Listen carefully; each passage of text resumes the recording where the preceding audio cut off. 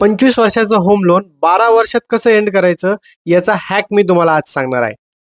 चला लेटेस्ट से की तुमच्याकडे 50 लाख रुपयाचं लोन तुम्ही घेतलंय आणि त्याला 25 वर्षाचा तुम्ही टेन्युअर घेतलाय. 33,000 त्याचा EMI बसतोय आणि या EMI ला आपल्याला कशा पद्धतीने भरल्यावर काय चेंजेस केल्यावर आपला जो टर्म आहे तो कमी होईल आणि आपल्यावर लोड पण कमी येईल याच्याबद्दल आपण आज बघूयात. एक साधा हॅक आहे. नंबर 1, जर तुम्ही दरवर्षी 12च्या ऐवजी फक्त 13 EMI भरले, एक EMI जास्त भरला, तर तुमचा जो 25 वर्षाचा टर्म आहे तो 21 वर्ष होऊन जाईल.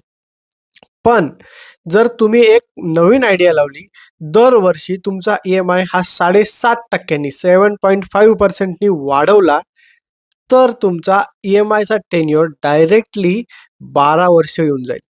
मित्रांनो, हा हॅक जर तुम्हाला आवडला असेल तर तुमच्या फॅमिली मेंबर्सला आणि ज्यांनी लोन घेतलंय अशा मित्रांना नक्की पाठवा.